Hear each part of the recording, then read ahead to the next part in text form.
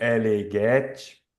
Ah, Gostaria, primeiramente, de agradecer a nossa equipe técnica, né, por dar a assistência à realização dessa nossa reunião, desse nosso encontro, em especial para o Jefferson. Também gostaria de agradecer a nossa intérprete, a Luíse, que está aqui hoje conosco, fazendo a tradução do português para o espanhol. E gostaria de agradecer também a presença da doutora Karen, que é a nossa parceira aqui, e que é a organizadora, né, dos casos clínicos que ocorrem uma vez por mês, né, todo final de mês, a gente tem as reuniões de casos clínicos. Então, agradecer a doutora Karen, lá do Chile, de Santiago do Chile. E hoje nós vamos ter a presença aqui de uma pessoa especial também, que tem uma longa história com a gente, a doutora Fernanda Teresa de Lima, que é médica, geneticista, que atua no Hospital Israelita Albert Einstein e também atua na Escola Paulista de Medicina da Universidade Federal de São Paulo. Então, a doutora Fernanda Teresa de Lima, ela tem uma vasta experiência em oncogenética e ela também é uma das membros fundadoras do GET, isso lá no começo dos anos 2000. Então, a doutora Fernanda, ela é de casa, ela é nossa colega, e hoje é ela que vai, então, apresentar alguns casos clínicos para nós. E lembrando que essa é uma reunião informal, então quem tiver perguntas, comentários, por favor, digitar no chat que a gente vai lendo. A gente vai aqui então dialogando com a doutora Fernanda, né, com o passar dos casos. Então, doutora Fernanda, muito obrigado pela sua presença. É um prazer tê-la aqui com a gente, a nossa colega, a nossa amiga. E agora eu vou passar então a palavra para você, por favor, fique à vontade e muito obrigado pela presença. Eu estou muito feliz de estar aqui de volta no GET. Eu, como o Pablo falou, eu participei da fundação do GET e estou muito feliz, principalmente porque essa volta aqui foi a convite de uma sociedade que está me acolhendo muito, que é a Santiago do Chile. Nós temos uma parceria bastante frutífera e eu fico muito feliz com o reconhecimento deles e pelo convite que me foi feito pelo Get e pela Sociago. Eu preparei uma apresentação sobre o check 2, mas como é um gene que tem algumas particularidades, eu vou falar alguma coisa, uma introdução, então, sobre predisposição hereditária. Deixa eu mudar aqui. Uma introdução sobre predisposição hereditária. Depois eu vou falar sobre o check 2 em si, para daí apresentar os casos clínicos. Em cima desses casos clínicos, nós vamos discutir o impacto das diferentes variantes, dos riscos e do manejo. Então, eu só queria lembrar que a gente tem em predisposição hereditária ao câncer a classificação do gene com base na sua penetrância, ou seja, na capacidade do gene de causar um fenótipo clínico e, no caso, um câncer. A gente tem genes que têm alta penetrância e a gente tem genes que têm uma penetrância moderada, e aqui se inclui o gene check 2. O gene check 2 é considerado um gene de penetrância moderada tanto para câncer de mama quanto para câncer de próstata também. E ele também está associado com outros tumores, né? Esse gene é um gene que faz parte da via de recombinação homóloga e ele interage com outros genes que são muito conhecidos nossos. Então, ele interage com o ATM, é o ATM que fosforila o check 2, com o BRCA1, com o P53, e ele atua tanto em vias de autofagia, de apoptose, regulação de ciclo celular e reparo de DNA. A gente pode ver aqui uma foto do gene check 2 com seus exons, e a gente vê as várias mutações que foram descritas nesse gene, né? O gene check 2 ele existe como monômero, mas a proteína, ela só é ativa quando ela se dimeriza. Então, vou pedir aqui para vocês prestarem atenção. A gente tem aqui uma proteína que está coloridinha, circundada por uma região um pouco mais clara, e atrás dela a gente tem uma segunda proteína check 2 que está em cinza, e daí está só em preto.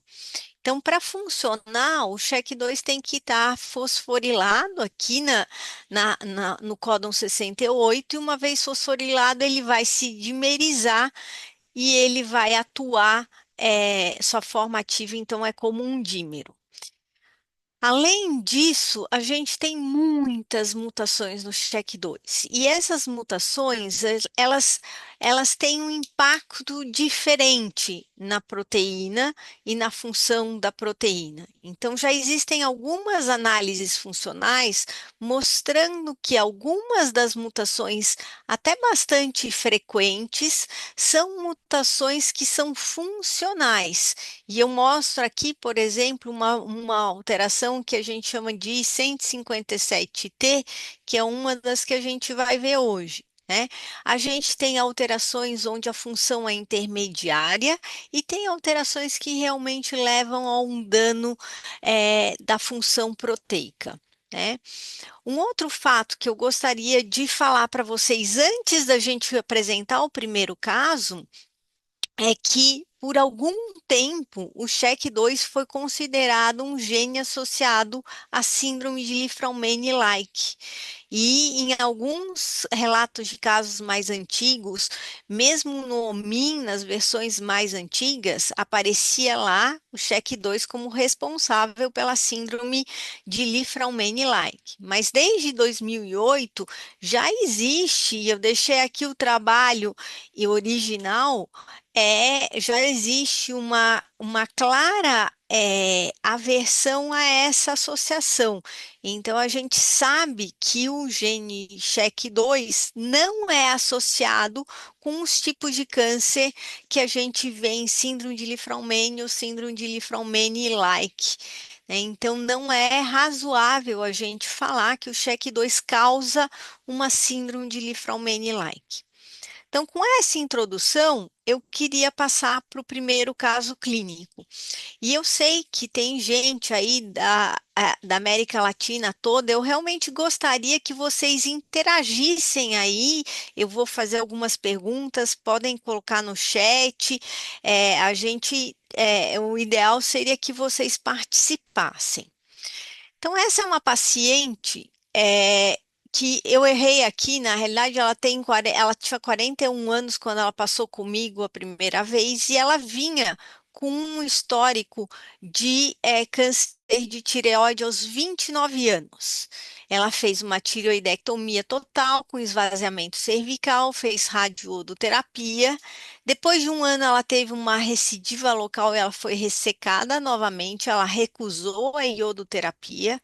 Depois de 7 anos, ela teve uma metástase pulmonar, com uma evolução muito indolente, e foi optado por vigilância. Nessa ocasião, foi feito um teste somático, que é um teste que a gente chama de Foundation One Liquid, onde a gente busca as alterações com base no DNA circulante. E nesse teste foi visto essa variante no gene check 2, que é uma variante que na posição 1100 do DNA codificante tem uma deleção de uma base citosina. Essa alteração leva a uma mudança da matriz de leitura e a parada da produção da proteína 15 aminoácidos depois, com uma frequência alélica de 46,3%. Então, a gente tinha, aqui deixa o meu apontador sumiu, Deixa eu botar ele de volta. 43,3% das leituras tinham essa variante. Ela tinha também um antecedente patológico de gastrite, tinha um histórico de tabagismo, usava vinho socialmente, 2 a 3 taças de vinho por dia. E ela tinha esse heredograma. Então, a gente tem ela aqui, com a primeira vez que ela passou com a gente, aos 41 anos. Ela teve dois irmãos com câncer coloretal, um com diagnóstico aos 55 anos e outro com um diagnóstico aos 52 anos, e uma irmã que tinha câncer, teve câncer de mama aos 41 anos e estava viva, sem evidência de doença, 7 anos depois. Na história familiar paterna, era uma família que ela tinha bastante conhecimento. Eu tirei as idades só para anonimizar um pouco o caso, porque eu sei que isso vai ficar gravado, mas não tinha nenhum antecedente oncológico. A mãe dela estava viva aos 91 anos e tinha tido um câncer coloretal aos 83 anos, e o irmão da mãe tinha falecido de câncer coloretal aos 75 anos. Ela não sabia a idade de início desse tumor, mas ela acreditava que não tinha sido muitos anos antes do óbito do tio. Tá? Então, esse é a nossa história familiar. É uma senhora que teve câncer de tireoide, tem dois irmãos com câncer coloretal, uma irmã com câncer de mama que foi diagnosticada na mesma idade em que ela está atualmente, e isso era um motivo de preocupação a ela, e a mãe e um tio com câncer coloretal. O exame somático que foi feito, o Foundation Liquid, mostrou uma variante no check 2. Então, a primeira pergunta que eu gostaria de fazer para vocês é justamente qual que vocês acham que é o significado dessa variante 1100 DLC encontrada no Foundation Liquid. Vocês acham que é uma variante que nós temos que nos preocupar? É, A Alejandra fala que ela buscaria uma mutação germinal. Ótimo, Alejandra, muito obrigada. É, então, eu acho que já entra aqui na segunda pergunta, se é preciso confirmar essa variante por um teste germinativo. A Alejandra fala que sim, que ela confirmaria isso. E por que que se confirmaria? Quer dizer, o que que faz nessa variante que essa variante seja considerada germinativa? Maria José, minha querida Maria José, fala que sim, que buscaria porque é uma variante patogênica conhecida do ponto de vista germinal. E a Alejandra e a Karen falam da frequência alélica, né? A frequência alélica da variante está cerca de 50%. Então, quando a gente tem variantes, e na realidade a gente precisa levar em consideração esses dois fatores. A gente precisa levar para suspeitar que uma variante somática possa ser germinativa, a gente precisa suspeitar a gente precisa tanto associar o tipo de gene, o gene que a gente tem, e a variante específica. Então, a Alejandra coloca que é patogênica e é um gene que está associado com maior risco de câncer de cólon e mama. Ótimo, Alejandra, muito obrigada pela sua participação.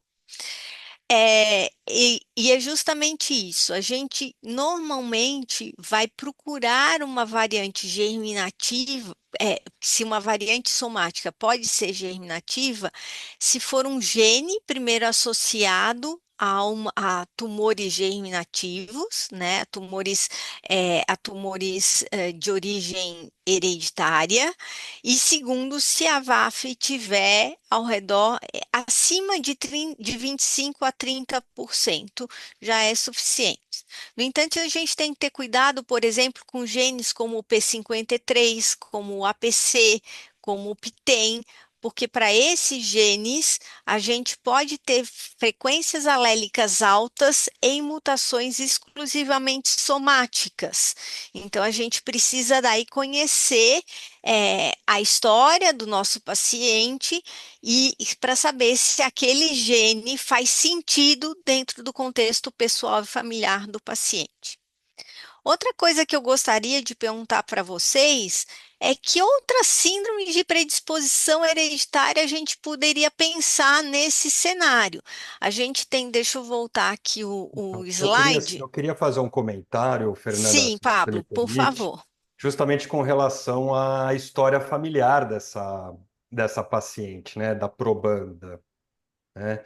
A gente nota uma, uma história familiar muito florida, né? Muitos indivíduos é, com câncer, né? E, quase por pouco é que essa família ela não enquadraria nos critérios de Amsterdã, né? Porque a gente tem aí duas gerações acometidas, né? Um indivíduo sendo parente de primeiro grau dos outros dois, né? Três indivíduos com câncer coloretal, acometendo duas gerações, e, e por só faltou que um deles deveria ter menos do que 50 anos de idade, né? Mas é uma história familiar que chama bastante atenção, porque você tem quatro casos de câncer coloretal, né, em indivíduos próximos. Exatamente. Na realidade, essa paciente, quando nos procurou, ela estava muito preocupada com o fato da irmã ter sido diagnosticada com câncer de mama na mesma idade que ela estava. Ela não estava preocupada com os casos de câncer coloretal. Ela estava com medo do câncer de mama, o que chama atenção, porque na realidade, assim, o câncer de mama da irmã foi o único caso de câncer, né? Realmente e a minha primeira suspeita, na realidade, tinha sido, primeiro eu me preocupei se não haveria uma história de polipose, porque a gente pode ter em APC, por exemplo, também câncer de tireoide, né? E ela falou, não, eles não tinham polipose, a mãe tinha poucos pólipos, e ela se recordava que a mãe tinha feito um número maior de colonoscopias com pólipos, mas o medo dela era a idade de início do câncer de mama, e isso eu acho que é alguma coisa que também a gente tem que prestar atenção, porque muitas vezes a nossa preocupação não é a preocupação dos pacientes, né? A gente vai por um caminho e o paciente às vezes traz outras preocupações. Mas a Karen, a Alejandra, a Maria José também falaram de Lynch como Pablo. Realmente essa foi uma das nossas principais hipóteses diagnósticas no começo. É, e a Alejandra também fala de PTEN. E PTEN é uma síndrome que também faz sentido aí pelo histórico de câncer de intestino, de mama e de tireoide. Muito, muito obrigada pela participação. Então, vamos seguir adiante. Essa paciente fez um painel que viu 145 genes associados a câncer, e a única variante que foi encontrada foi a variante 1100 del C no gene check 2. Então, a gente viu genes associados a Lynch, a gente viu PTEN, a gente viu vários outros genes associados a câncer coloretal e de mama. Ela não tinha absolutamente nenhuma outra alteração além da mutação 1100 del C. E daí eu quero trazer aqui para vocês, antes da gente discutir o caso, só aquela primeira imagem e mostrando que a mutação 1100-DLC ela está aqui no meio do domínio quinase dessa proteína. Ah, então só para vocês guardarem aqui aonde está a proteína, a mutação 1100-DLC. Tudo bem? Então, esse é o nosso primeiro caso. Eu vou apresentar o segundo caso antes da gente discutir o que a gente faria, porque, para mim, o gene check 2 tem se mostrado um gene bastante intrigante e com uma mudança muito grande de conhecimento nos últimos anos. Então, vamos seguir para o segundo caso clínico. Essa paciente é uma paciente que tem 51 anos, ela não tem câncer. Mas, Karen, deixa eu só ver. A Maria José falou que é mais provável o cheque 2 por causa do Foundation One, mas que podia ter duas variantes que a gente excluiu. Obrigada, Maria José. E Karen, eu já vou falar. Eu vou apresentar os dois casos, daí vou apresentar algumas coisas novas que a gente tem, e a gente volta para a conduta. Então, segura, por favor, essa pergunta aí que já voltamos para ela. A gente tem um segundo caso, então, que é uma paciente feminina de 51 anos que não tem câncer, mas que num exame de rotina foram vistos microcalcificações, ela fez uma biópsia e foi visto uma hiperplasia lobular atípica. Ela negava patologias, negava tabagismo, negava etilismo. Ela tinha um histórico de tumores na família, mas não era um histórico rico. Então, aqui a gente vê o heredograma dela. Ela tinha três outras irmãs mais novas, todas assintomáticas. A mãe tinha falecido por um tumor de sistema nervoso central não investigado. É, o irmão da mãe estava vivo, bem aos 65 anos, e não, ela sabia que a mãe tinha tido um tio com um tumor, mas ela não sabia muito exatamente o que se tratava, né? É, do lado do pai, o pai tinha tido um tumor de próstata numa idade muito precoce. Ele foi diagnosticado e nós vimos o anátomo patológico desse senhor. Ele foi diagnosticado com um câncer de próstata, é, quase indiferenciado aos 47 anos, faleceu aos 61 anos por metástase desse tumor. Ele ficou todo esse período tratando de tumores metastáticos e ele tinha um irmão que tinha tido também câncer de próstata aos 65 anos e estava vivo aos 78 anos sem evidência de doença.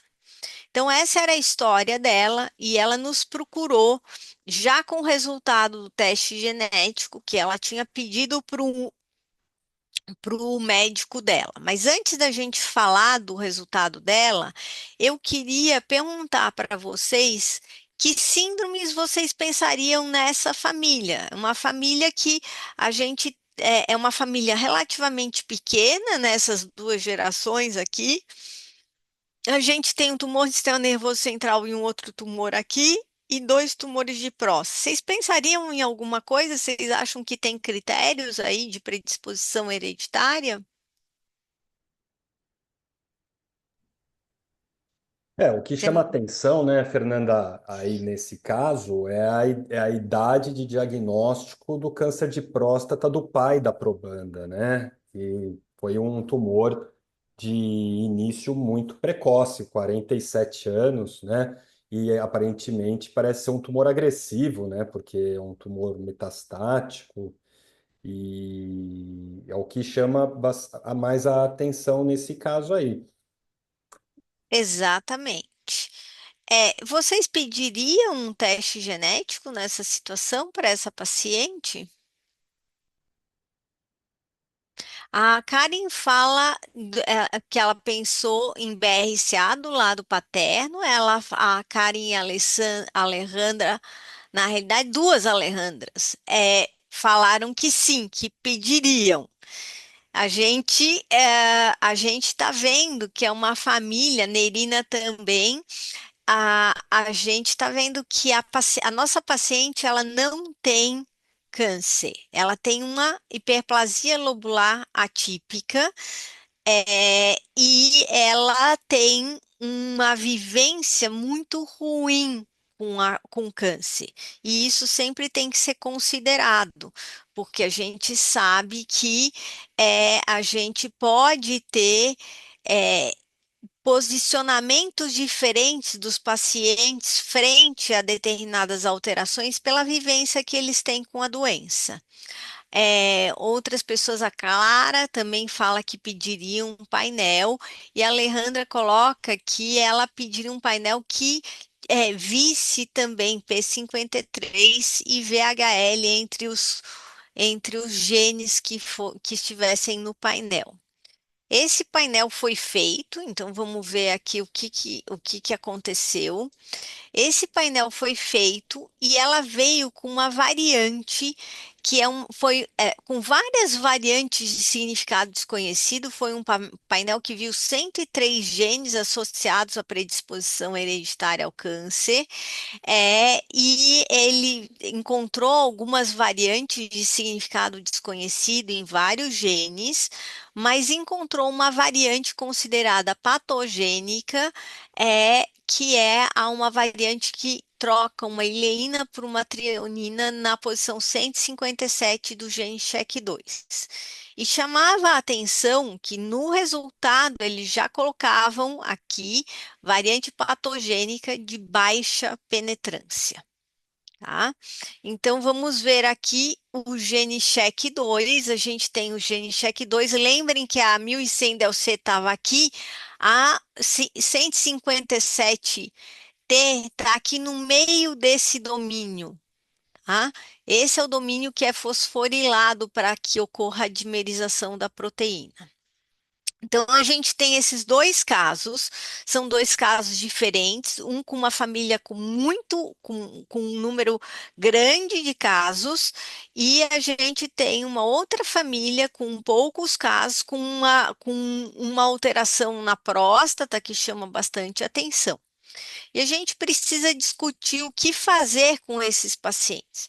Então, eu vou mostrar para vocês o histórico daquilo que a gente tem do gene CHEK2, porque tem muitas mudanças.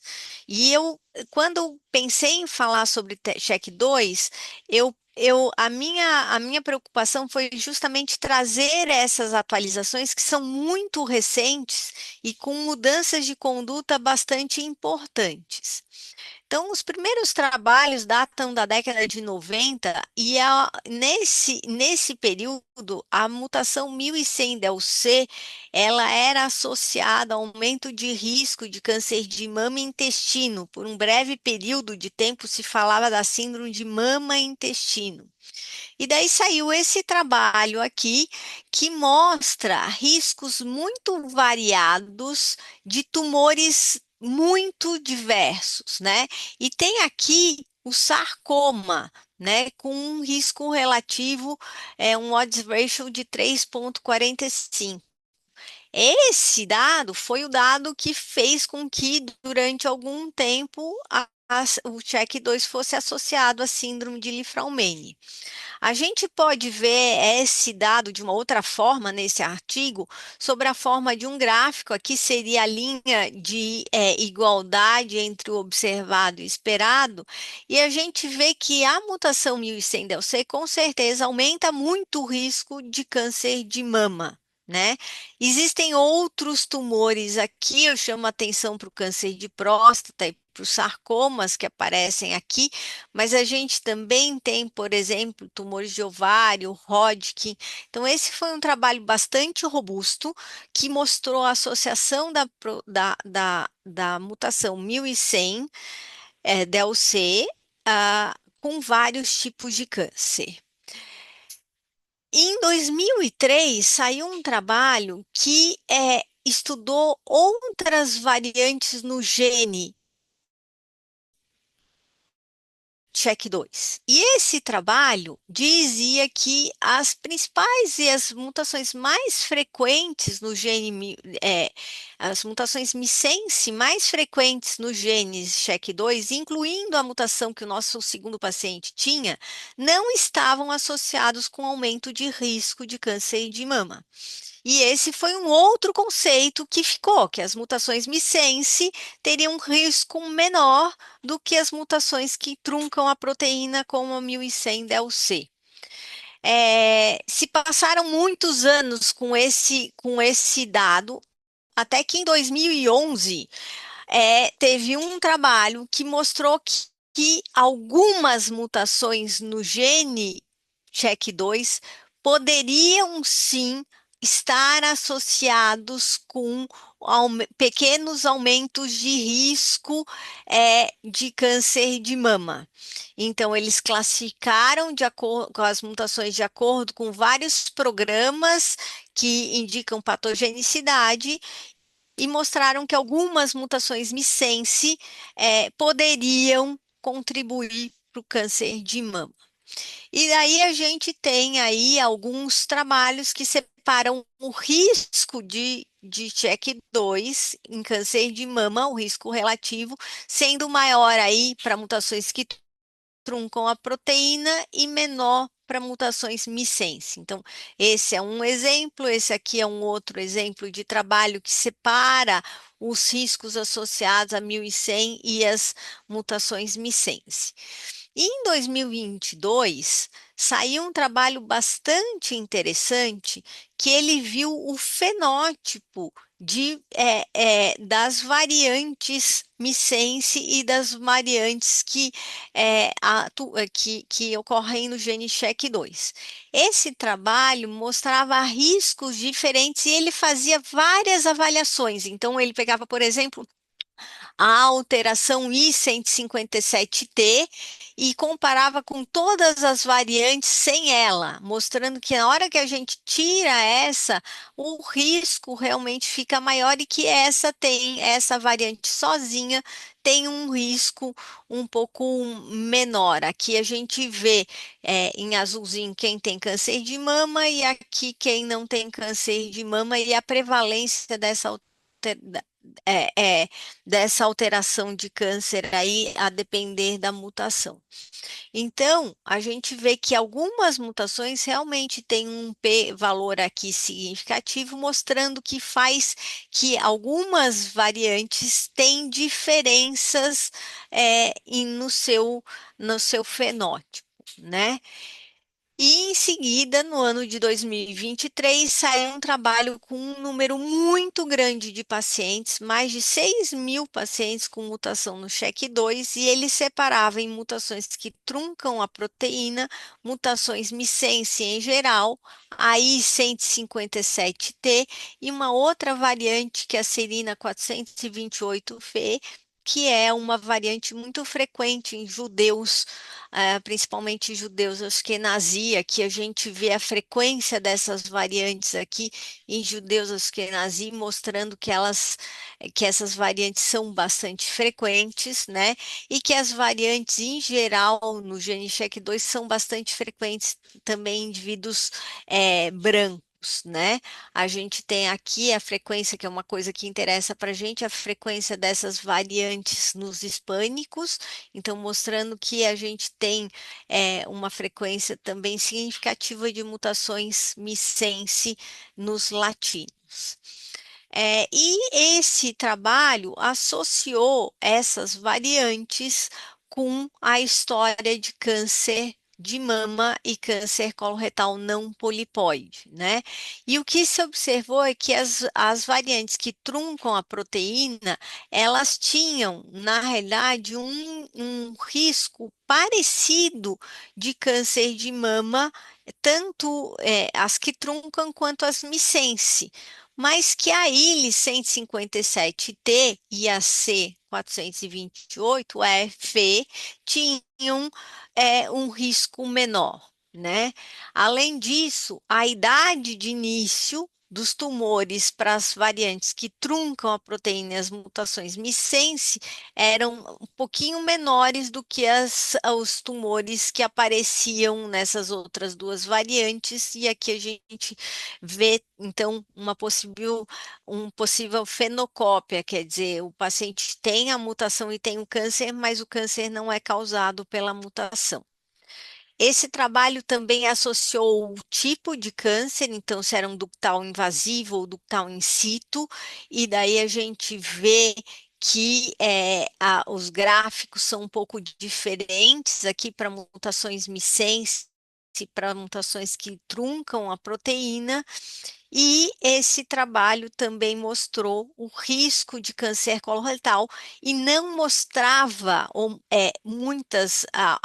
riscos de câncer coloretal em mutações 1100, em mutações missense e um pouquinho um risco só levemente aumentado, um risco relativo levemente aumentado de câncer coloretal.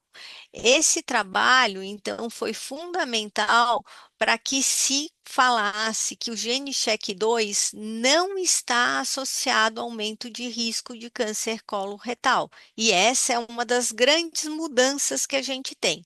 A gente tem um trabalho mais antigo de 2007 que inclusive mostrava que nos casos onde a gente tem histórico familiar de câncer coloretal, a mutação I157T tinha um risco relativo um pouquinho maior.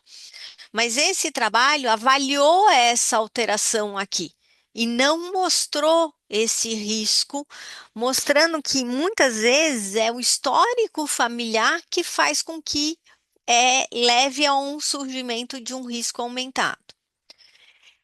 E em 2023, a gente também teve a publicação de um guideline da Associação Americana de Genética Médica e Genômica, com aquilo que a gente precisava fazer frente a mutações que truncam a proteína, mutações missense, para câncer de mama masculino, câncer coloretal. Então, tem uma coisa importante que eu chamo a atenção, é que as mutações que truncam a proteína estão associados com câncer de mama, mas eles já colocam que o câncer coloretal, tanto mutações que truncam a proteína quanto mutações missense, tinham um risco baixo.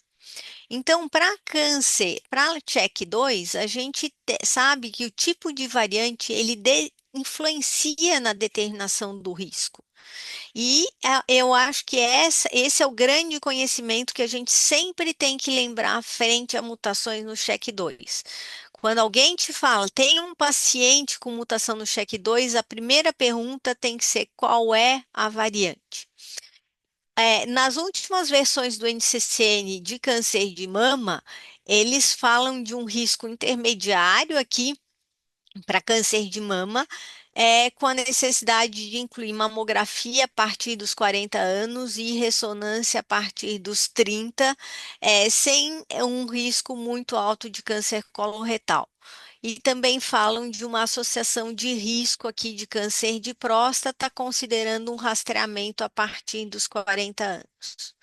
Na última versão do NCCN para câncer coloretal, já se fala aqui muito claro que não há um aumento de risco para câncer coloretal no gene check 2 e que o rastreamento deve ser feito de acordo com a população, e se uma pessoa tem um histórico familiar de câncer coloretal, esse rastreamento tem que ser feito por conta do histórico familiar de câncer coloretal. Vejam que isso é diferente daquilo que aparecia no NCCN na versão de 2022, onde se falava de um rastreamento a partir dos 40 anos, ou 10 anos antes do tumor mais precoce da família, que também aparecia nas versões de 2021, nas versões de 2019. Então, a gente tem nessa última versão aqui uma mudança significativa. tá? Isso faz com que o gene check 2 tenha muitos desafios no aconselhamento genético, e eu chamo a atenção aqui para um trabalho que foi feito por uma colega nossa, a doutora Renata Sandoval, pilotado aí pela Luísa Weiss, que fala sobre os desafios no aconselhamento genético de pacientes com mutações no gene check 2. E ela fala de vários desafios. Então, assim, falta de estimativas de risco para muitas variantes no gene check 2, especialmente em pessoas que não são de ancestralidade europeia, riscos variados para câncer de mama contralateral e outros tipos de câncer, o histórico familiar como um modificador e o fumo como um modificador, né? Então, tem várias controvérsias aqui que aparecem associadas e que se tornem um desafio, e por isso que me motivou a trazer esses casos. Então, agora a gente pode voltar aos casos clínicos, né? Então, Karen tinha perguntado na primeira família do que aconteceu com os familiares. Então, assim, vamos lá, a gente já vai falar dos familiares. A gente tem essa senhora de 41 anos com câncer de mama, com câncer de tireoide aos 29, esse histórico familiar em mutação 1100 DEL-C no gene check 2. O que a gente precisa fazer em termos de rastreamento para ela? A gente precisa fazer alguma coisa? Bom, Ou tá... visto tudo que você explicou até agora, né, Fernanda, e ela tem uma variante truncada, né, no check 2, que é a 1100, né, ela já deve iniciar, né, já deveria iniciar os seus exames de rastreamento, principalmente para a mama e também para cólon, né? Visto também a história familiar, né, intensa de câncer coloretal que ela tem. Uhum. Então, pelas recomendações atuais, se fosse só a mutação 1100 del-C, a gente não precisaria pensar em câncer de colo. Mas numa família onde eu tenho 4 pessoas com câncer de cólon e tumores de cólon, alguns relativamente precoces, aos 52, 55 anos, a gente tem que pensar em iniciar o rastreamento também para câncer de cólon. Então, pela mutação, a gente sabe que existe uma necessidade de a gente rastrear a mama, já com mamografia e ressonância, e a gente tem, pela história familiar, a necessidade de fazer uma colonoscopia. A gente já começaria essa colonoscopia? O que vocês acham?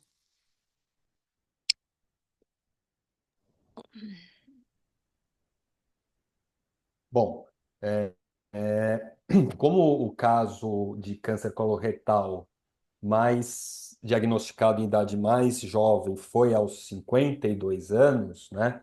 E a paciente tem 41, eu recomendaria o início do rastreamento com colonoscopia a partir dos 42 anos. Uhum. Não sei se seria isso, né, Fernando? Então, Nerina também falou colonoscopia, a Karen falou conosco colonoscopia a partir dos 40 anos, Maria José falou de 40 a 42, e a Alejandra coloca isso que você falou, 10 anos antes do primeiro diagnóstico. E, Então, Fernanda, ela já. Sim, Benedito. não, eu só queria acrescentar uma coisa importante. A gente que viveu na era pré-conhecimento dos genes, a gente, quando tinha uma família com um histórico de um determinado tumor em idade mais precoce, a gente fazia o rastreamento clínico. A gente não sabia qual Uhum, era o gene. E o que eu sempre falo para os residentes hoje é que se você tem uma família que tem critério clínico sem encontrar nenhuma alteração germinativa, você deve fazer o segmento dessa família de acordo com o fenótipo. porque a história familiar ainda é um excelente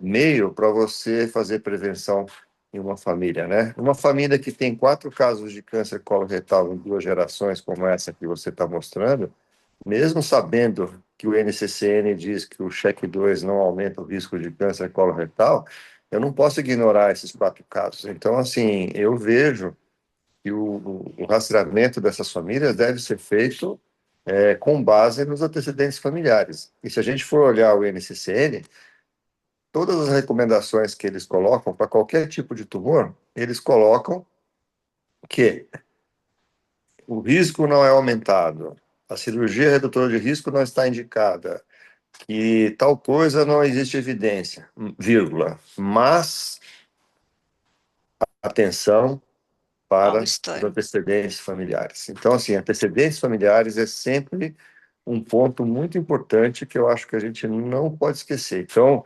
independente do check 2 aumentar ou não o risco de câncer coloretal, como a gente vê nessa família muito interessante que você trouxe, a gente não pode ignorar, tem que fazer um rastreamento de câncer coloretal como se fosse algo germinativo, né? E a gente tem que entender também a nossa ignorância, né? A gente tem que entender que nós não temos conhecimento completo sobre riscos poligênicos, sobre um monte de outras coisas que você, como geneticista, o Pablo, como geneticista, sabe muito melhor do que eu. Então, a gente tem que entender as nossas limitações de conhecimento, porque o conhecimento ele é dinâmico.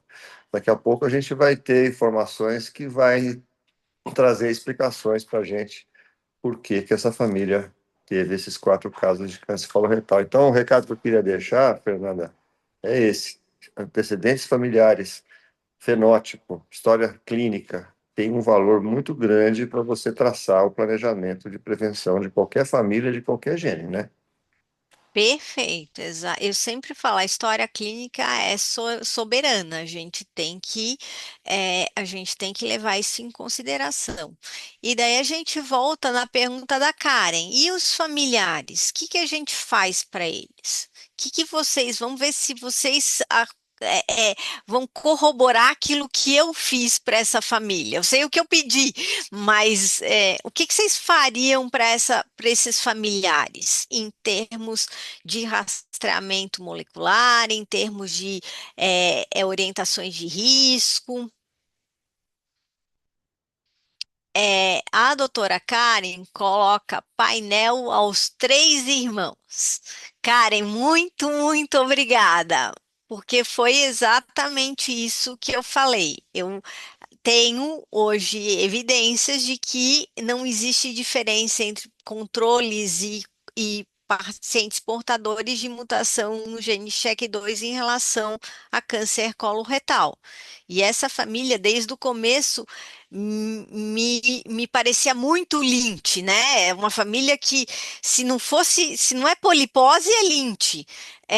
Então, a gente pediu, Maria José também fala de pedir um painel e então eu tinha a irmã dela por si só também preenche critérios do NCCN para rastreamento de câncer de mama, né? Teve câncer de mama com menos de 50 anos e realmente a gente fez um painel e os 3 irmãos resolveram, na realidade, os 4 irmãos resolveram fazer um painel. Estavam todos muito preocupados com o histórico de câncer, e foi uma surpresa muito grande quando esses 2 irmãos aqui tinham alteração no gene MLH1. Esse irmão aqui não tem nem o CHEK2, nem o MLH1.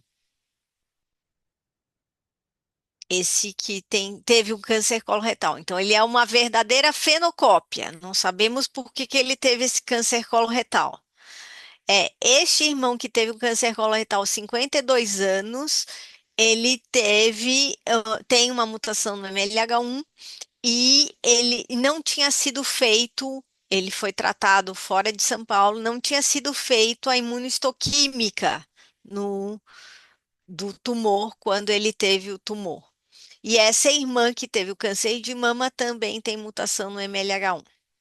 Como eu tenho duas irmãs com mutação no MLH1, muito provavelmente a mãe fez, mas eles decidiram não testar a mãe neste momento. Tá? Então, esse é o desfecho da nossa família número 1. Então, para contar para vocês que é uma família que eu trouxe por conta do cheque 2 e de toda essa, até porque é essa paciente que é minha paciente, né? Esses, na realidade, entraram no histórico depois. E a gente tem a nossa família número 2. A nossa família número 2 é essa família aqui. O que que a gente vai fazer com essa família aqui que eu tenho a mutação ILI 157T? Uma pessoa que tem uma hiperplasia lobular atípica e esse histórico familiar. Eu tenho que fazer mais alguma coisa?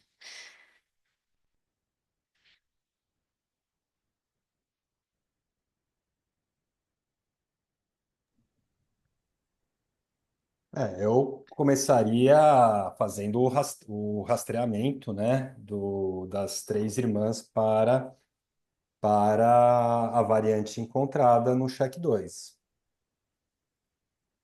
Então, essa foi uma dúvida bastante. É uma variante de baixa penetrância. Eu vou mudar a conduta para essa paciente com base nessa variante de baixa penetrância?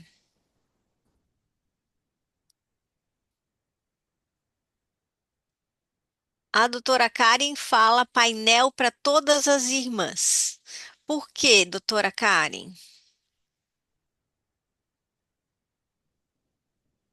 Acho que é devido ao histórico paterno, né? Eso, por la historia paterna, yo haría panel en cada una de Sim, las pelo hermanas, histórico paterno, eu sobre farei o todo porque painel em este todas as aspecto irmãs, que se principalmente presentó porque no foi aumentaría apresentada el riesgo como se mostró en la presentación. e essa Fueron variante não 203. aumentaria o risco. Doutora Karen, eu agradeço muito a senhora, porque foi isso que eu pedi, quer dizer, foi isso que eu sugeri por conta do histórico paterno aqui, né?